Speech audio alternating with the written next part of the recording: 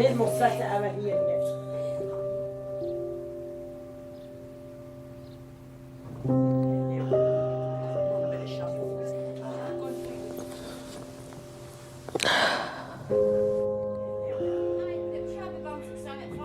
My mum, like everybody just knew her for being happy and funny, and like, everybody's got a story with my mum, like something funny that's happened. And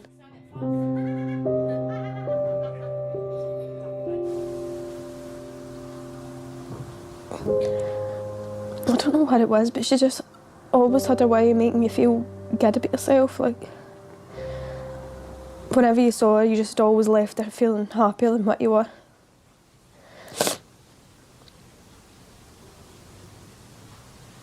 I think she had that impact on a lot of folk.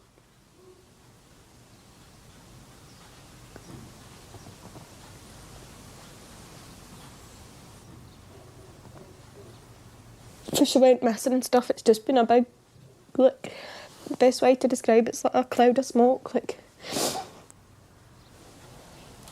I don't want to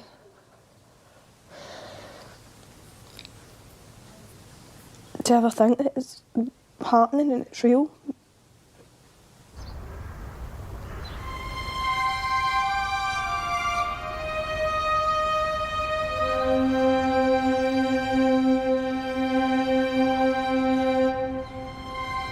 Morning, folks.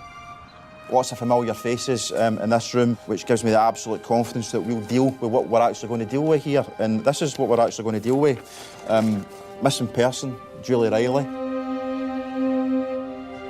And the bottom line is there's suspicious circumstances as to her currently being missing.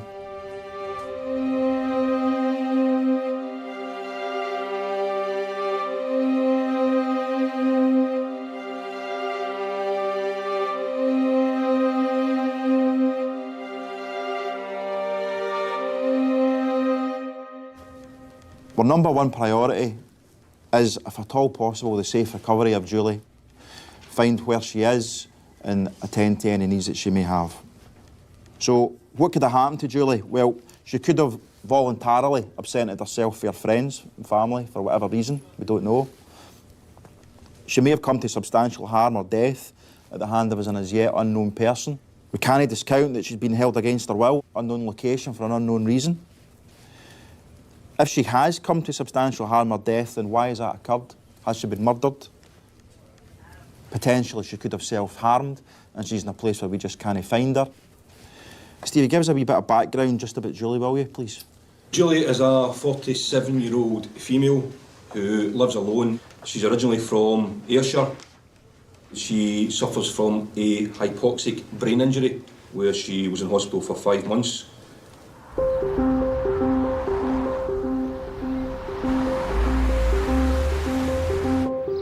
Over the period of her life, she goes for periods without speaking to the family, but she always then gets back in touch.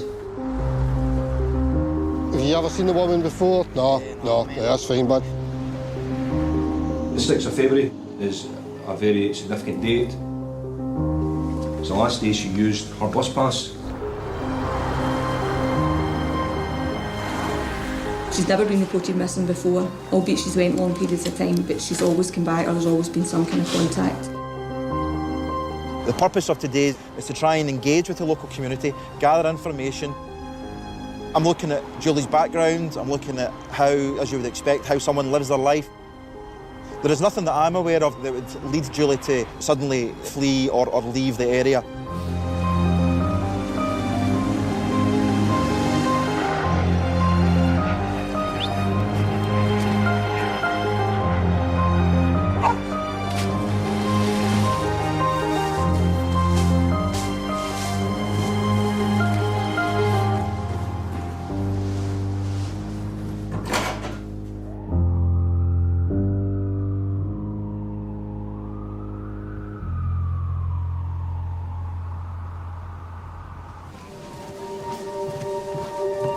I moved to major investigations in 2011.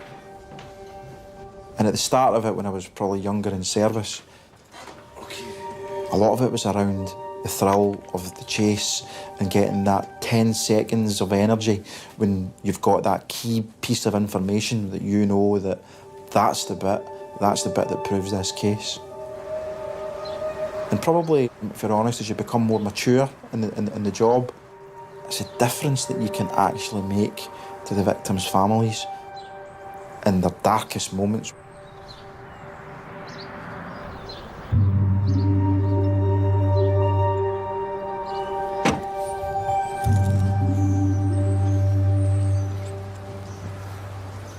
How's things been the last couple of days? Just weird, too long. It's getting longer. Bad. She's been upset this morning. Yeah.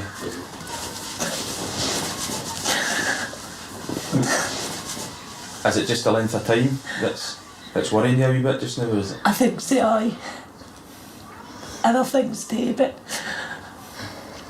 if she's no alright, how's she no been fun?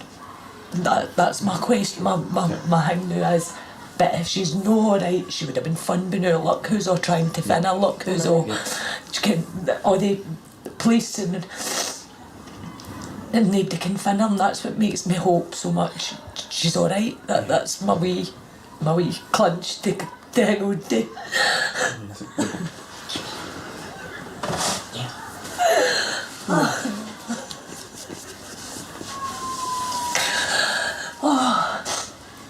Sorry. No, don't be daft, Lynn. How have you been, man? Not bad. Power of strength, this woman. The two of you bounce off each other well. What you do, if one of you is struggling, the other one's there, and staying so close together is a godsend at times like this. I mean, you're just across the road. I just wish that she could be found one way or another. That's the position I'm in. We're the same, and our whole inquiry is focused on that. Is finding Julie, finding out why she's missing. Aye. For whatever reason it may be. But I think she's lying somewhere, she's away abroad. I think none of these things. It's a million and one things every single day, and they're different every single day. It's hard because you're wanting answers and you're waiting for answers, and I know every time I'm phoning you, your heart's going to skip a beat. Aye. It is, and it's another week, but then I also keep thinking to myself, well, she's no been fun. They would have funned by now. The dogs, the helicopter, the divers, somebody would definitely have funned by now. So she might be alright. It's a nice picture. It is. I gave her that wee scarf.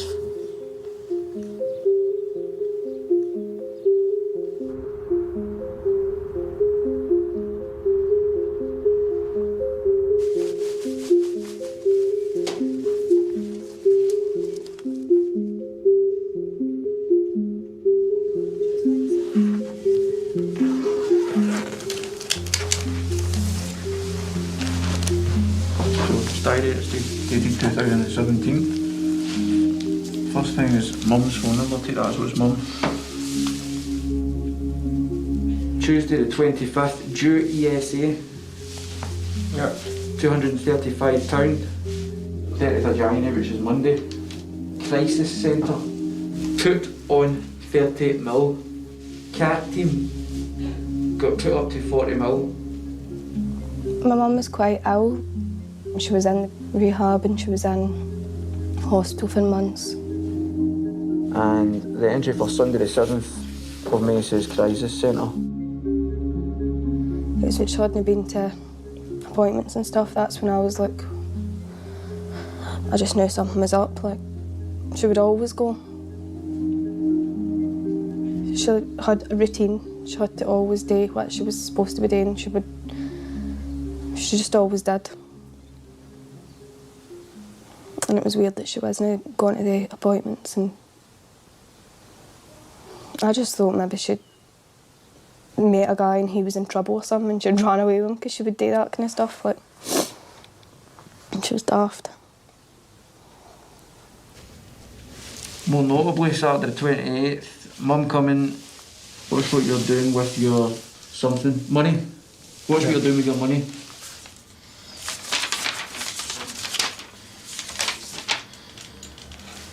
Grab a seat. Oh, thank you very much. Turn the door over.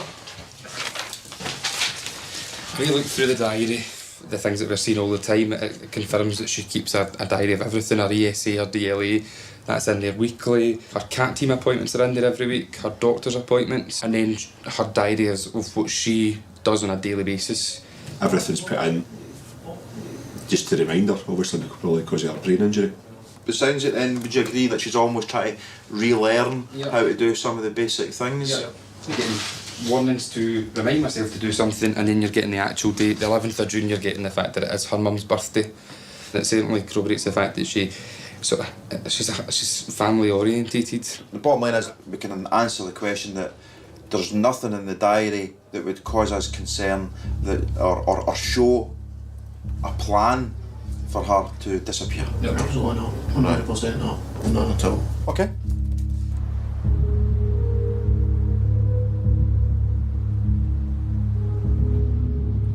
So we're just going to be going to a house at Shield Hall Road. This is the house of a missing person, and we're going to do a forensic examination on it. We need to build up a picture of why she's missing and how she's missing. Maybe trying to establish if there has been any violence in the house. We need to get in there and make sure that there's nothing untoward.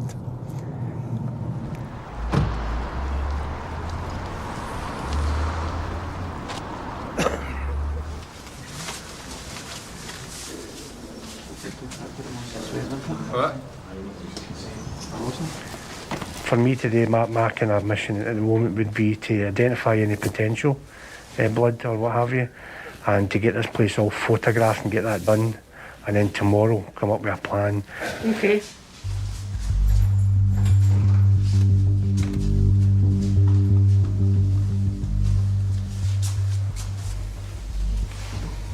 In a missing persons case, you're looking to go and see what you can find that might have shown that they've been injured there.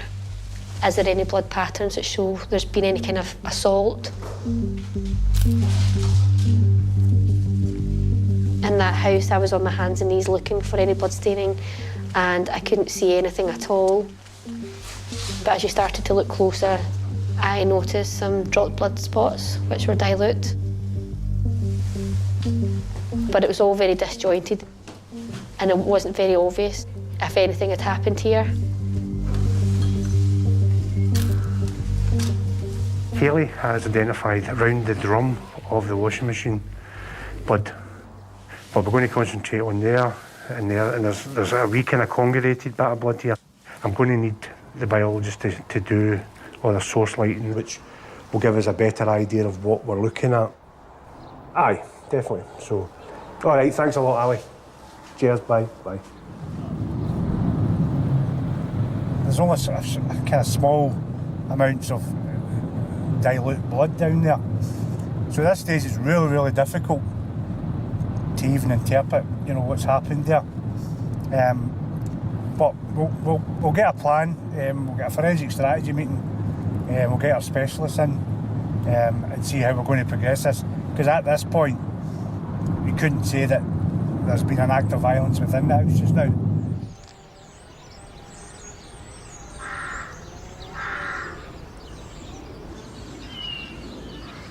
I got a phone call from a hospital in Glasgow and just said that Julie never turned up for an appointment today. And at that point, I never thought much of it, because I thought there'll be a phone call saying they've got her. In a couple of days, and that was my genuine thing. Because that was just Julie. Character or no that was just Julie. So it was. That was Julie, no phoning me, but she would eventually, you just left the phone, it would be her. Mm-hmm. Aye, Mum. Quite the thing, as if been nothing had the happened. Day before. Ken, that's what Julie was like. Yeah. The last phone call I got for Julie, she told me that she was moving somebody in, a lodger in. She's thinking of moving this lodger in, and I disagreed with her. I said it was wrong, wasn't for her. But she said, he comes from Penny, I know him, he's okay. And I said, I think it's all wrong and that you don't need this. And she says, I'm not going with him. I said, the new. That's the answer again. And she says, it could be my carer. And I thought, oh no, this is getting worse. And she hung up because I disagreed. Right. And that's the last time she spoke to her. You're waking up in the morning and you open your eyes, it's normal and everything's alright and that, and then the reality hits you a hard punch right in the side of the head. Basically it does. Everything you thought about the day before runs through your head before the new stuff for this day starts running through your head, and what have I no thought about, as if that could be the answer to it. I'm alright if one car door shuts. If I hear two car doors shutting, that's when I got up to the window. I got up out the window.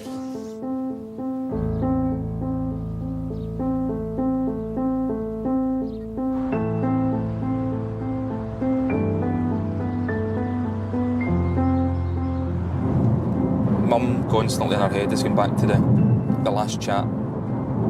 Julie'd been in and out of relationships all her life, and I think her mum had thought that she'd maybe just getting herself back on track. And Mum's eyes off the drugs, you know, the best she's ever been, engaging with the family again, the grandson. And then the phone call about the lodger, then that's that contact stopped. And there's been nothing since then. I think they're always going to have the question of, what if I'd maybe went to see her? That's what's really got them.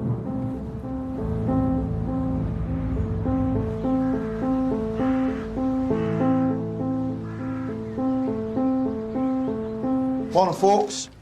Okay, so around the turn of the year, and I don't have anything more specific than that, it is around the turn of the year, Julie becomes involved in a relationship with a male by the name of Andrew Wallace.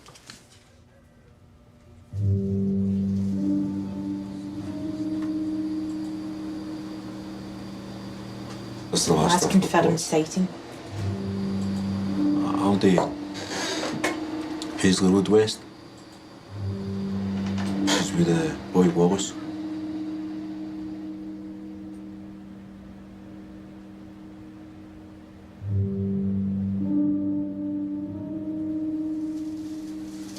On the 6th of February, which is the last known sighting, Andrew Wallace sends a text stating that he's going to carry out some form of scam on Julie on the QT LOL. So he's preparing some form of scam on the day that she goes missing. Same here. This is the boy Andrew Wallace, who was living with the missing person at the time.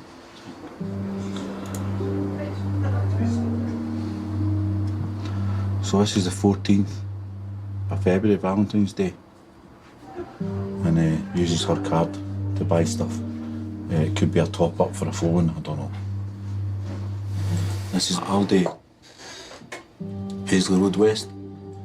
So that's her card, that's a fraudulent transaction he's doing, buying his stuff. So you see him, he just skims it. He's only buying up to a certain amount, so he doesn't have a pin in.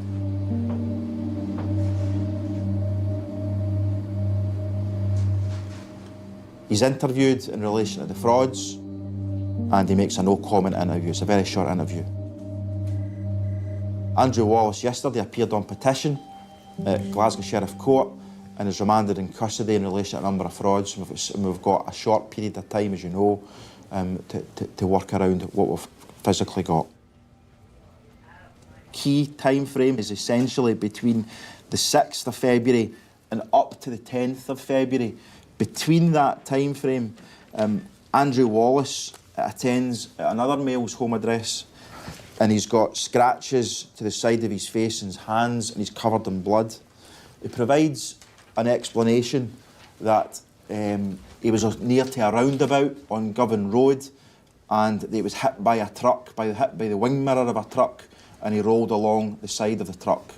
But he goes into the bathroom and he washes the blood off himself, his hands.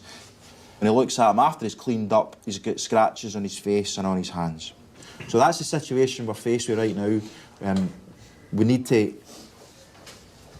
basically find her alive or prove that she's dead. One of the two.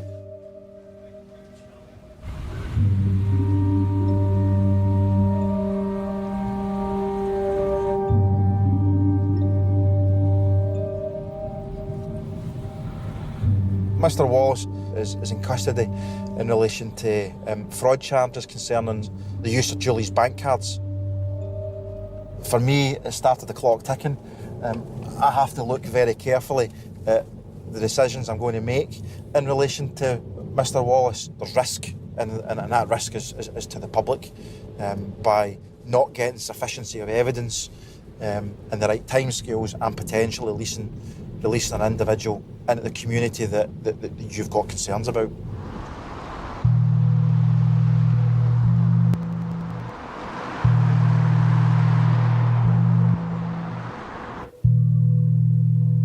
On first look in that property, it's not obviously a murder scene.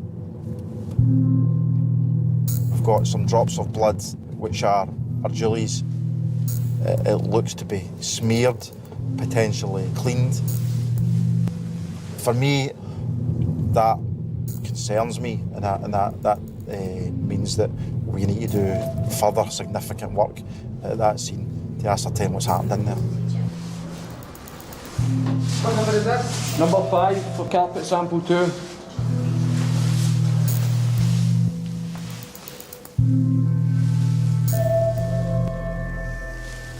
But what we might need to do is... Oh, right. Heavy staining there. That shows you the amount of blood that must have been on there. Right. Freeze, okay? Just going to suspend it just now because we've obviously got blood seeping through the carpet onto the floor, underneath the carpets.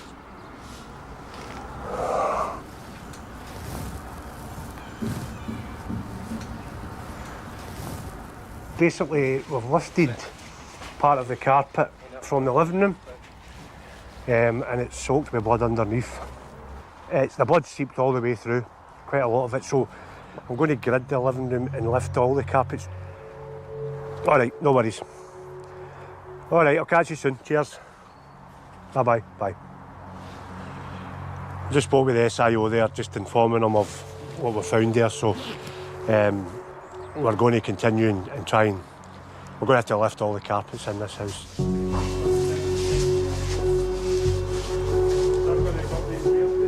These are going to go up to Gartcosh, the mark enhancement lab. There'll be a camera directly above, and they'll do the luminol procedure, which will give us a better idea of what we're looking at. So a very interesting development, not one that I was expecting, but nonetheless, we will deal with it.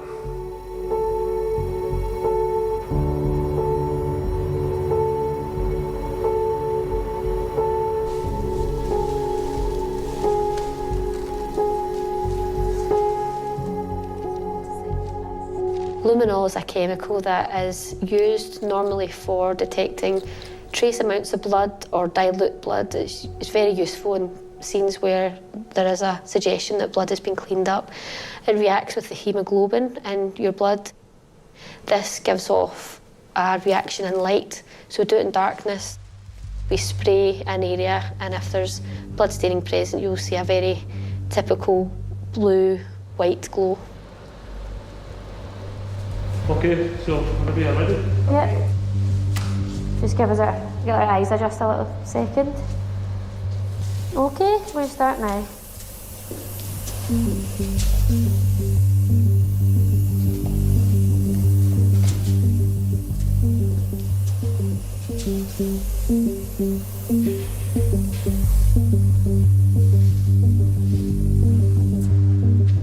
The initial results for the luminol was quite shocking, actually. I don't think we expected it. Here's the guns. So there's the footprint there. Do you see that in the middle, everyone? Where the toes are. You could see someone must have walked around with blood on their feet. It really just showed the extent of how much blood was actually there.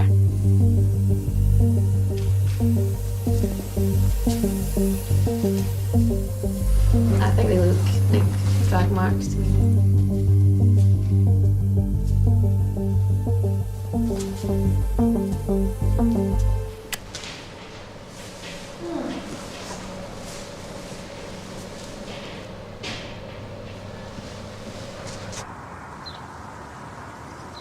I think probably the best place to start is just look at the luminol pictures. So hallway,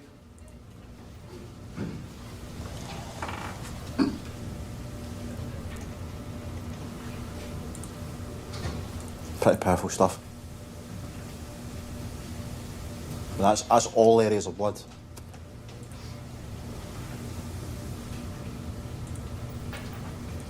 I've never seen anything like this. Bathroom. Okay, it just gets worse.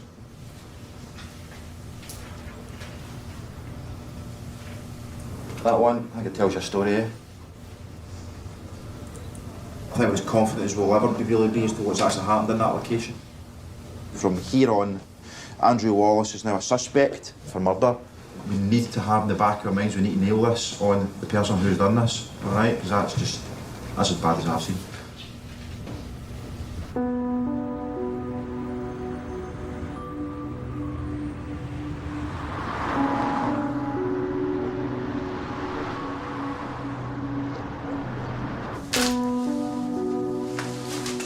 My priorities are, I want to lift the tiles in the bathroom first before we take the bath out. I want to get the side panel off today. Let's have a look at what's under the bath. So we've got to look at there'll be continuous water getting in there. So how far would any potential blood, matter, bone, it could go all the way out. And the wash machine will be the waste pipe. And I really want to have a real good look in that drum.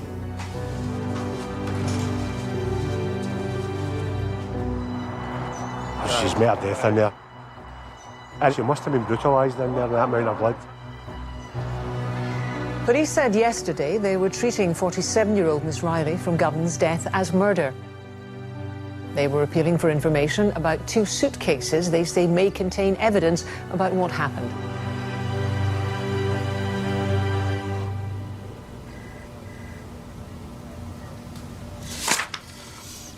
In relation to the suitcase, a witness tells us that Mr. Wallace comes into his house and he's hauling a large suitcase into the flat. And he asks him, what's in the suitcase? And he says to him, it's a deer. I was out in a car with another named person and we hit a deer. So we butchered the deer and the contents of the deer is in the suitcase. My job is to explore that.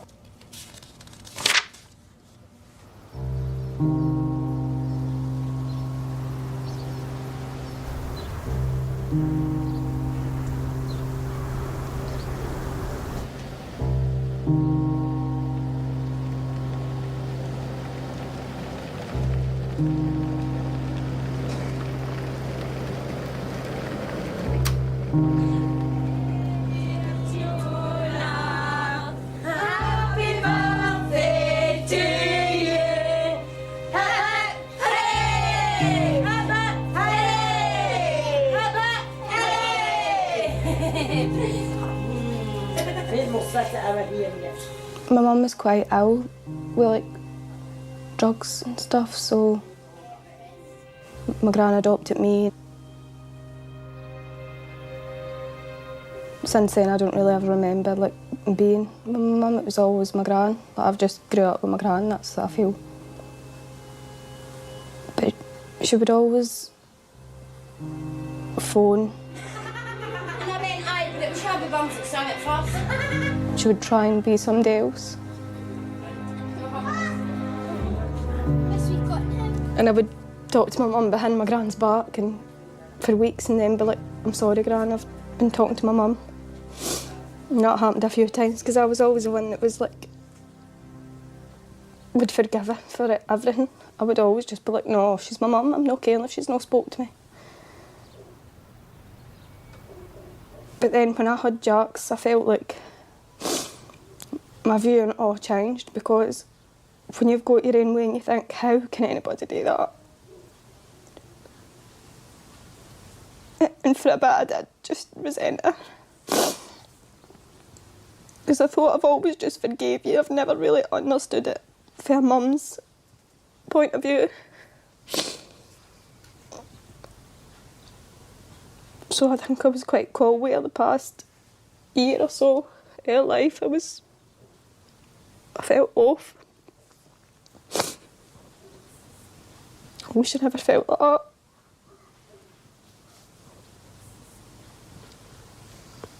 I feel like I don't feel as if I've missed out. Like, I have, obviously, but I feel so much worse for her. Like, she deserved some normality in life. To be able to go out on days out with her grandson and her daughter and stuff, she deserved that. She made big changes.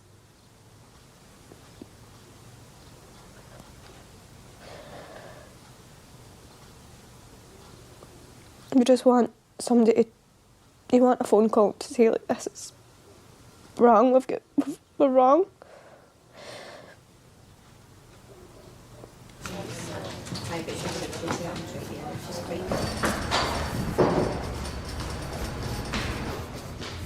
Right, folks, before I go on any further, can I just introduce two gentlemen who have very kindly come from the National Crime Agency up here to assist us in our inquiry. These are the most difficult cases, to be clear. Since 2000 in Police Scotland, there have only been 4 no-body murders, so we're in pretty elevated territory with the inquiry we're working on. So we'll take every bit of advice that we can. Just really want to take 20 minutes to go over the scene photographs with yourself. So I mean, look at that. I think that is that. I don't actually think there's a more powerful photograph. This is all blood here, and we can obviously see it in the floor there as well. So am I right in saying essentially what we're looking at is scratch marks in the bath? Yeah, there was quite a lot of damage along the bath. I see the horizontal scores. It looks to me that a possible attack site could be the living room. But finally went to the bathroom. When you know it's going to get really messy, and it was the easiest place to clear up The is the bathroom. bathroom. Yeah, I think given the marks that are on the bath, which, you know, could substantiate if she's been dismembered, the smaller parts, bigger parts, I mean, it could be anything. One thing we found from experience is that offenders, when they're faced with the dismemberment aspect, they don't appreciate just how difficult it's going to be to do that. But if that's taken place, then it's either taken place because it's easy for disposal, or there's an issue around identification. Quite horrific stuff to go around with a body in a suitcase, or parts in a suitcase, or blood-stained articles in a suitcase. For me, the key, and the key for your work right now, is finding that suitcase.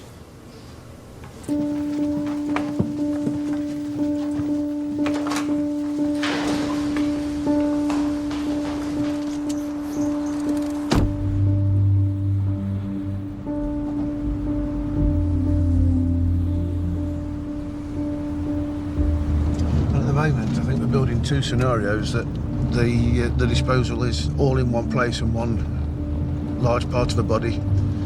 Maybe the head and hands cut off, identification aspects, or whether we're looking at quite a number of small sites, and yeah.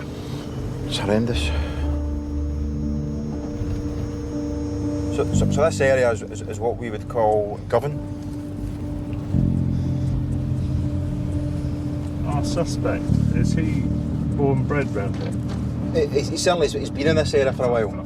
For a few years, yeah, and his lifestyle, unfortunately, is drug dealing, so he'll know this area. But you could argue that it wouldn't be the most unnatural thing to see somebody walking down the road with a suitcase. There was an initial cell site assessment done that brought the officers down to this location.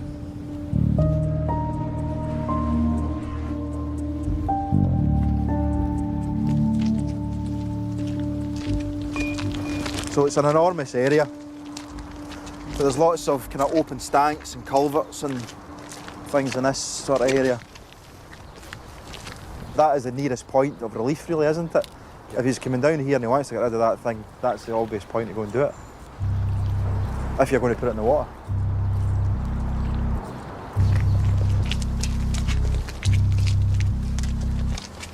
It's amazing how many desolate areas there are in urban areas. You start to go, you could hide something anywhere, couldn't you?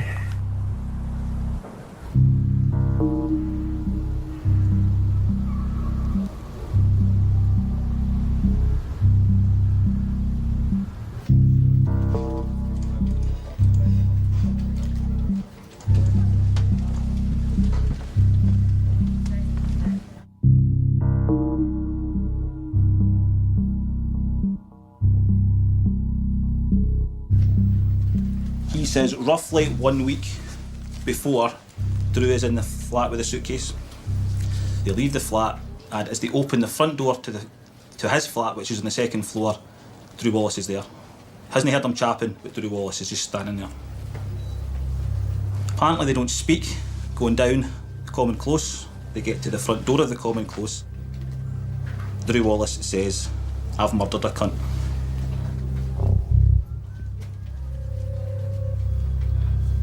First thoughts are, why is he telling me this? I don't really know this guy that well.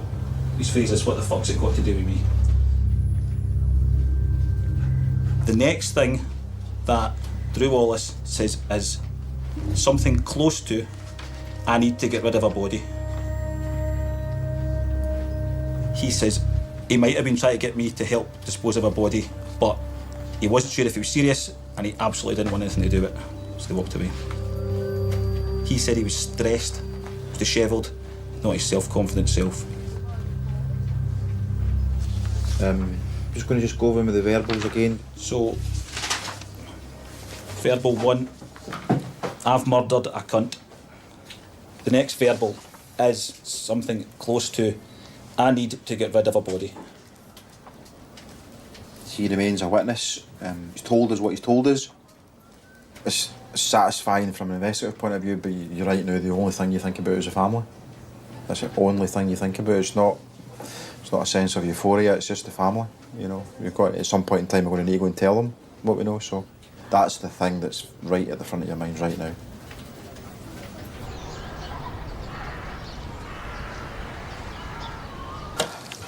I keep all these.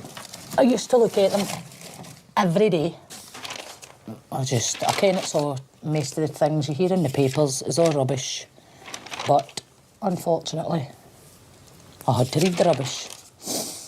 There she is, front page, with the prints. It's a great picture too. And she was just so vulnerable. She would have opened her hands, it wouldn't have made it who you sent up there and chapped her door. If somebody chapped her door and says, "Hi Julie, I'm here to be your pal and care for you and love you," she would just have done that and put her wee arms out, and which anybody in her wee situation would have seen. The not knowing that is frying my brain. The things I've put in my head that's happened to her. It can't be that bad, it can't be that bad. But it can be. I can't.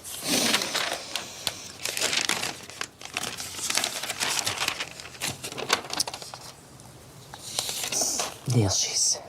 There we are.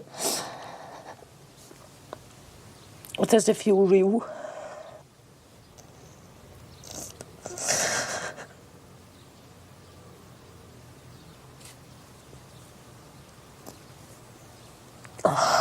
Miss her bad. So bad, so do.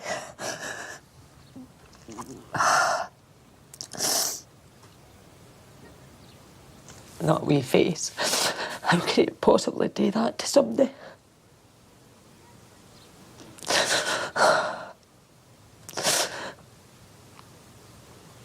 I'll miss her all the time, so I will. God love her.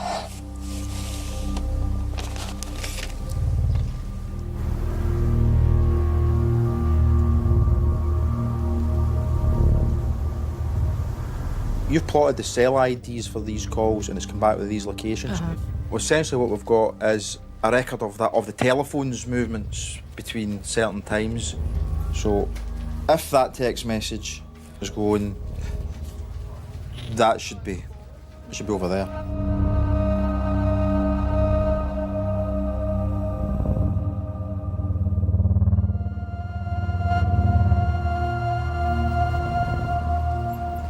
The phones generally tell a story because we know that there's a suitcase goes to a witness's flat on the 11th of February, but we also know that he travels to an area that's previously unseen in the inquiry on 2 occasions, Paisley Road West. So essentially what we're able to say is that at one point in time the suitcase is put in the boot of a car, is taken to the area of my triangle, and we don't see the suitcase ever again. is an area of shops. There are gardens, there are bins. There's lots of things there that would be of real concern for me. You just want to start down that side, and I'll get them to start on the next street and the next one.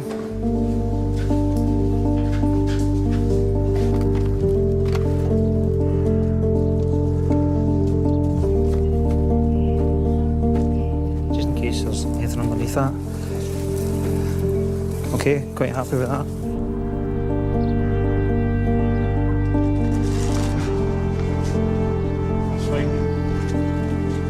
We're looking for a tan leather colour suitcase and a Royal Navy blue suitcase is what we're actually looking for just now. And as you can see from the area around here, there's all sorts of stuff discarded in the back courts, from furniture, mattresses, and the search team actually have found 2 black suitcases disposed of and a couple of under the stairs cupboards as well.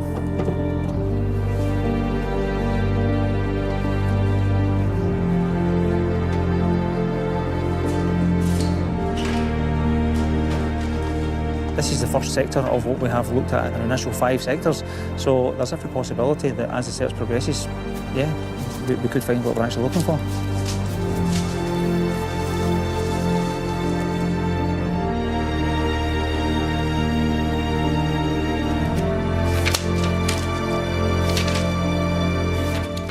This is my wee book I have used since my sister went missing. I like to keep all my wee notes in it, but I also like to write my sister a wee letter every morning, and my niece. Julie's daughter, we lost her to caught death in 1993. But I like to write them both a wee letter every morning, and then I know I've said to them just exactly what I need to say to them. Not a good day yesterday for me, honey. I just can't get my head around the fact I won't see you again. So unfair. What you had to suffer at the hands of that thing. Mum's wee living room's nearly done. Just the carpet this morning and her unit hopefully built. How have you been since you left us, Hen? Is it better being with your angel daughter and all those other angels? I'm trying so hard to make life be normal, but how can we do that if that thing, who I don't have a name for, won't let us have you, Angel, so we can lay you to rest? How can we not find these suitcases as well, Hen? He knows. So why can't he tell where they are? It could be the closure that could help us, and so much, Mum, too, Hen.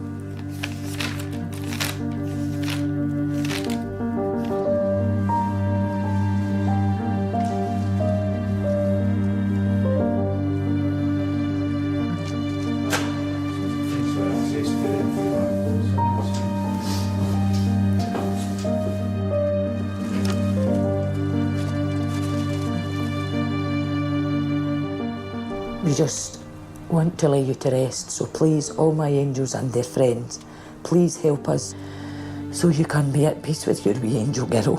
I'll speak to you both soon. Keep smiling and shining bright, my diamonds. I love you both so much.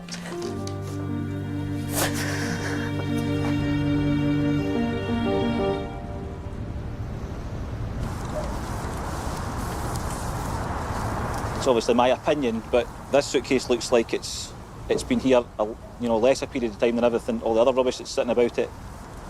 There's a lot of stuff in here which is like broken up bits of furniture. There's an old cooker, and this suitcase is pretty much tucked right into the corner. Doesn't look damaged really at all. Absolutely doesn't look like it fits in with its current environment. There's a black bin bag right underneath it, so is that foreign? Does that come with the suitcase as well? It's a decent potential, very similar to the description of the bag that we've been passed by the witnesses. It's old-fashioned, it's navy blue, the dimensions are pretty similar. The witnesses describe it having a handle in the middle. This one matches the description. It's probably like a lot of things in this inquiry. You don't know what you've got until you get it back, you get it analysed.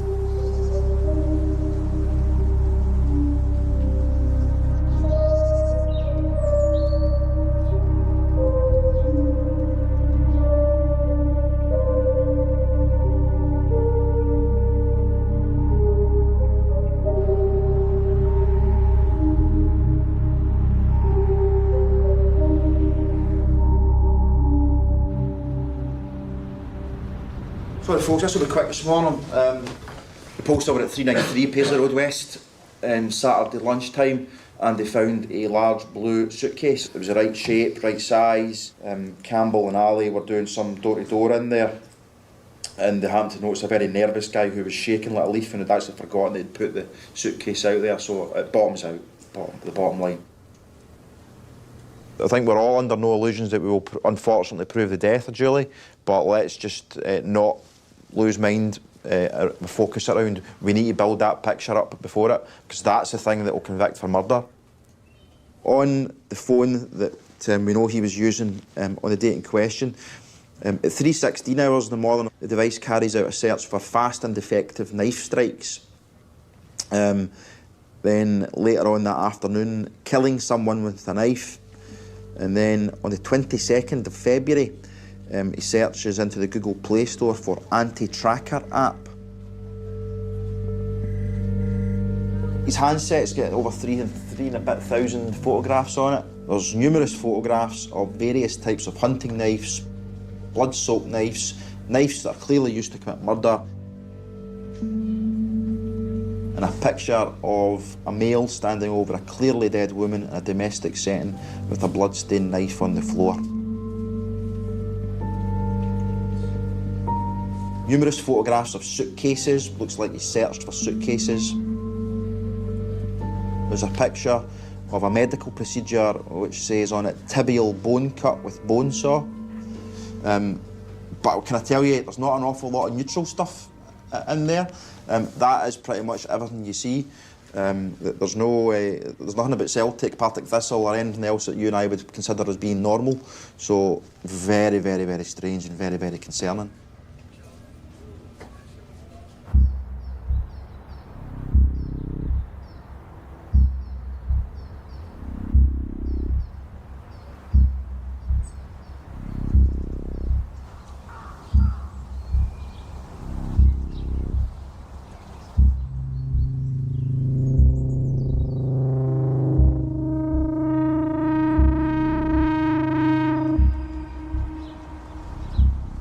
Four 287, free to speak. Are you okay to speak? Go ahead. 4287, I'm currently down at an incident, I don't know if you're aware of it, at Ardshiel Road. A neighbour came out and said to the cops, listen, I think we found what looks like a bone.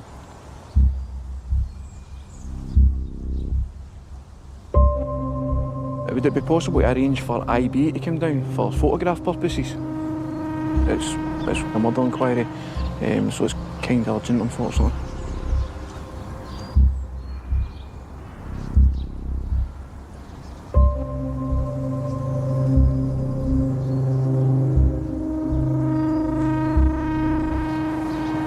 Potentially, sort of even the sellers, we'll get IB, we'll get this photographed, but it's going to have to get sectored. Yes, get it photographed, get it recovered, get it to the mortuary. Yeah, the idea is a post-mortem. Aye, that's what we've agreed. Okay, what size is this? It's about that size. Does it look like a bone or a... Yeah, potentially. I know. I don't know. Right, okay.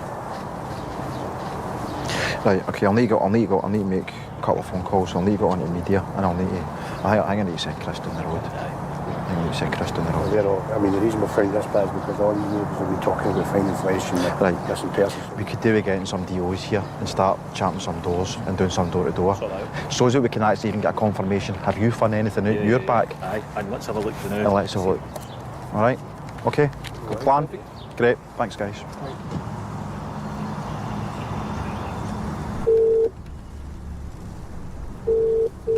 Hi, boss. Chris, how you doing? Can you speak? Yep. So the bottom line is, you're going to need to grab a neighbour, Chris, and start heading down to Auchinleck. Okay. I want to update the family that before the media starts to get a hold of this, that there's been potential. I'll need to think carefully about the words we're going to use, but I don't want to use the phrase body parts. But there's been items found in garden areas in Govan that are of concern to us. Yep. We just need to tell them that before the media started, because there's going to be a lot of forensic activity around about here, and I don't want 2 and 2 to become 9. I just want to make sure that they're aware of that. We're not saying it's Julie at this minute in time. But you know what I'm saying, Chris, yeah? I know what you're saying, aye.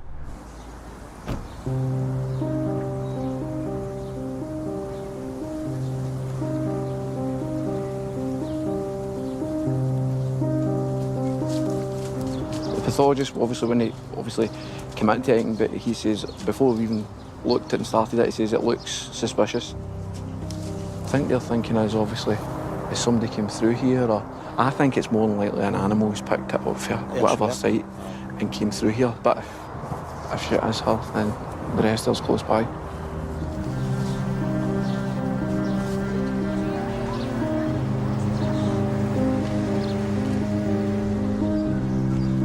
Obviously, we need to wait in the forensic activity, take every precaution that we can to recover these articles and work out what their origin is and take it from there.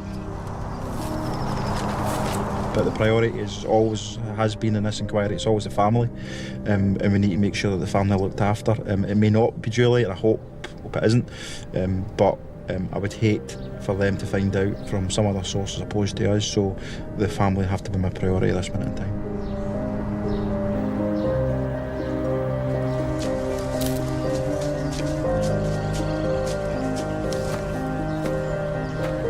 Well, there's more getting found. There's ones you see further in, potentially quite a lot. However, there's bones there that you or I can't. We might think they're animal bones, but we don't know. There's bones everywhere. There's bones everywhere, mate. It's like a boneyard.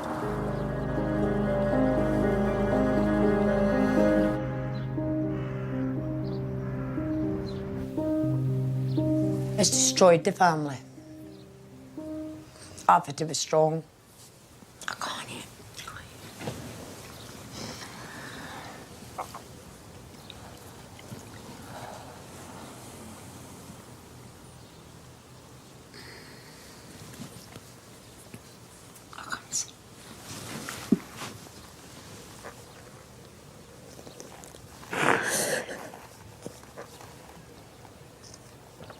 Aye, we're all round. I hope he's happy. I sit at night myself, that's my time for sitting. And that's when I think about it. Oh. And I'll say, I just wish you'd have listened to me. Don't take him in. It's a bad thing to do. And she seemed happy. She did. She would have looked after him. She'd have given him all the money, wouldn't he? I know that. If he asked her for all the money, him it all. She wouldn't have hesitated. There she would. She would have just given him everything. And no see her ever again. Never to see her again.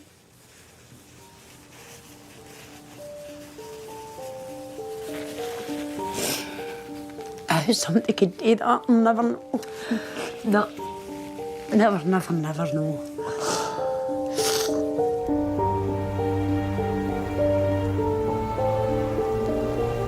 Pretty horrific stuff, folks. The article that was found at the pathway of 110 Ardshield Road has been confirmed by the pathologists as a human femur, and DNA from that was confirmed as Julie Reilly's leg. I think we can all deduce from that what that actually means. So it's dreadfully sad for the family. In terms of the investigation, as a team, we pull together to get this case the best it can be so that we get Andrew Wallace through court and get him where he belongs.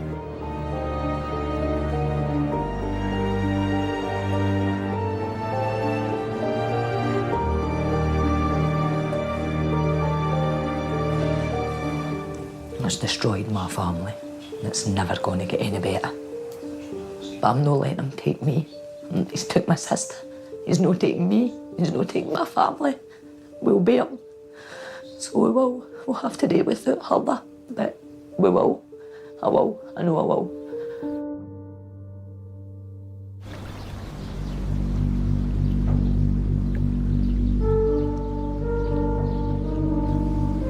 One of the maintenance staff here at Braehead He'd observed what he thought to be potentially a human skull in the water. Writing chopped up gran, it's horrible. You just don't want this to be memory, like, you don't want to think of my mum and think of this.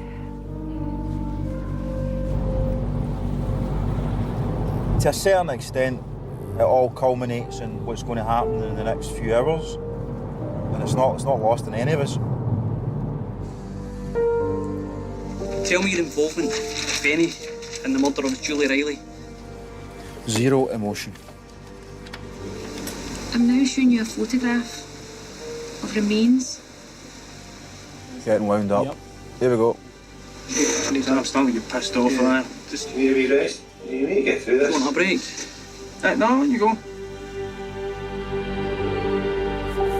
My view is that Mr. Wallace's defence will be that Julie committed suicide, but we'll let the jury make their minds up.